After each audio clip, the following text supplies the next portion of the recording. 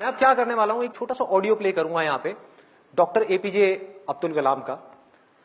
आप में से कितने लोगों ने, उनकी एक ऑटोबायोग्राफी है यूट्यूब के ऊपर जो गुलजार ने बोली, गुलजार साहब ने, कितने लोगों ने सुनी है? किसी ने नहीं। देखो क्या हो रहा है। हनी सिंह के गाने कितने लोगों ने सुने हैं? 4 bottle vodka, 4 bottle vodka, 4 bottle vodka. उसमें सनी लियोन दिख रही है डांस करती हुई।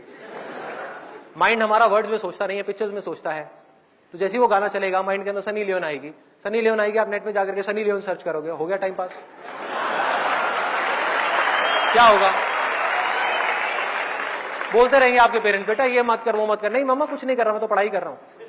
कौन सी पढ़ाई होगी? क्यों करोगे पढ़ाई? कोई वजह ही नहीं है पढ़ाई करने की।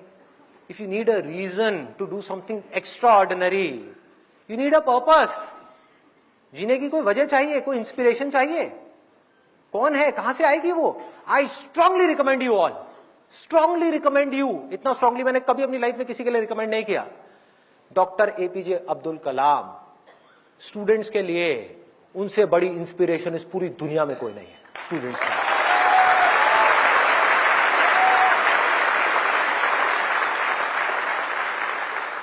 प्ले कर दो एक बार, ऑडियो प्ले कर दो।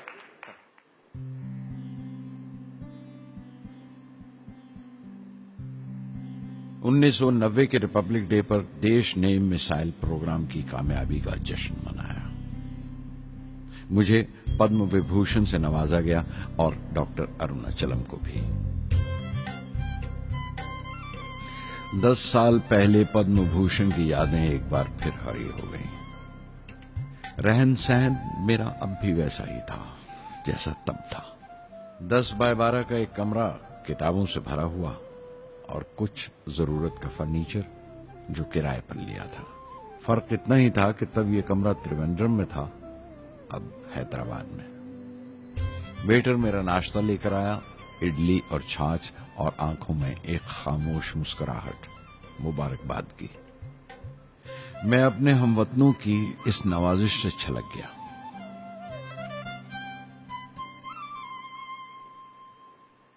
मैं जानता हूं कि बहुत से साइंसदान और इंजीनियर मौका मिलते ही वतन छोड़ जाते हैं, दूसरे मुल्कों में चले जाते हैं ज्यादा रुपया कमाने के लिए, ज्यादा आमदनी के लिए।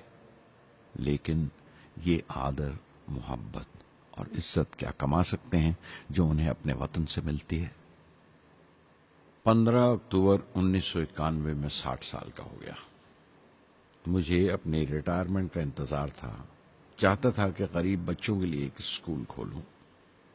ये वो दिन थे जब मैंने सोचा कि अपनी जिंदगी के तजुर्बे, मुशाहिदे और वो तमाम बातें कलमबंद करूं जो दूसरों के काम आ सके। एक तरह से अपनी स्वाने उम्री लिखूं, अपनी जीवनी। मेरे ख्याल में मेरे वतन के नौजवानों को एक साफ नजरिए और दिशा की जरूरत है। तभी ये इरादा किया कि मैं उन तमाम लोगों का जिक्र करूं जिनकी बदौलत मैं ये बन सका जो मैं हूं।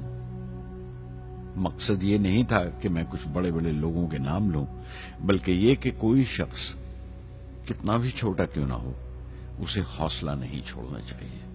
मसले, मुश्किलें जिंदगी का हिस्सा हैं और तकलीफें कामयाबी की सच्चाइयां हैं। जैसा कहा है किसी ने, खुदा ने यह वादा नहीं किया कि आसमान हमेशा नीला ही रहेगा, जिंदगी भर फूलों से भरी राहें मिलेंगी। खुदा ने यह वादा नहीं किया कि सूरज है तो बादल नहीं होंगे, खुशी है तो गम नहीं, सुकून है तो दर्द नहीं होगा। मुझे ऐसा कोई गुरूर नहीं कि मेरी जिंदगी सबके लिए एक मिसाल बनेगी, मगर यह हो सकता है कि कोई मायूस बच्चा किसी गुमनाम सी जगह पर जो समाज के किसी माजूर हिस्से से ताल्लुक रखता हो, ये पढ़े और उसे चैन मिले। ये पढ़े और उसकी उम्मीद रोशन हो जाए। हो सकता है ये कुछ बच्चों को नाउमीदी से बाहर ले आए और जिसे वो मजबूरी समझते हैं वो मजबूरी ना लगे।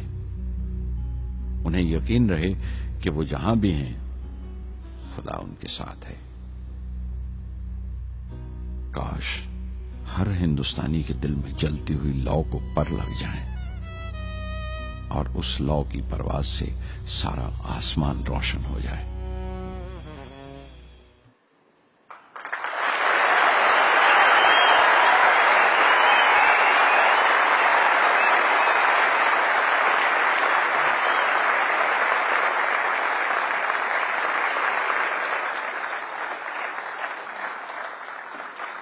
देखा क्या है? हाँ,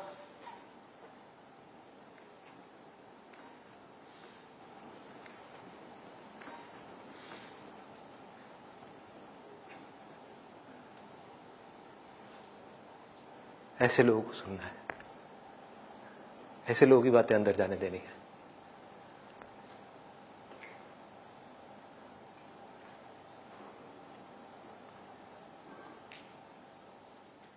सोचो अगर आपकी भी सोच ऐसी हो जाए तो क्या होगा? सोचो।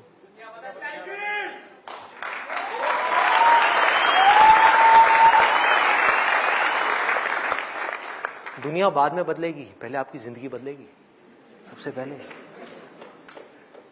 दुनिया को आप तब तक नहीं बदल सकते जब तक खुद को नहीं बदलोगे।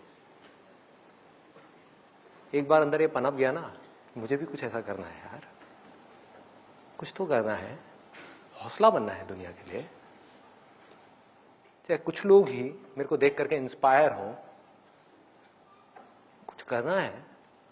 ऐसी थोड़ी आया और चला गया, क्या है? कुछ करना है। ऐसे लोगों को सुनना है, ऐसे लोगों की ऑटोबायोग्राफीज को सुनना है और उसकी गहराई में जाना है। The more you do it, the more you will get energy to make the impossible possible. Word है ना ये डिक्शनरी में, आप सबके है ना? ये नहीं हो सकता, इम्पॉसिबल है। अरे मैं ये नहीं कर सकता, मैं वो नहीं कर सकती। मैं क्या नहीं कर सकते आप? क्या फर्क है उनमें, डॉक्टर कलाम में, मुझ में, या ऐसे और पता नहीं कितने आए और कितने गए और कितने और आने वाले हैं? क्या फर्क है? एक झूठ है जो जाकर के आपके दिमाग में किसी ने घुसा दिया है कि फर्क है, फर्क है, फर्क है, उनके अंदर कुछ स्पेशल है, उनके अंदर कुछ स्पेशल है। अरे किसी के अंदर कोई स्पेशल नहीं है, कुछ नहीं है।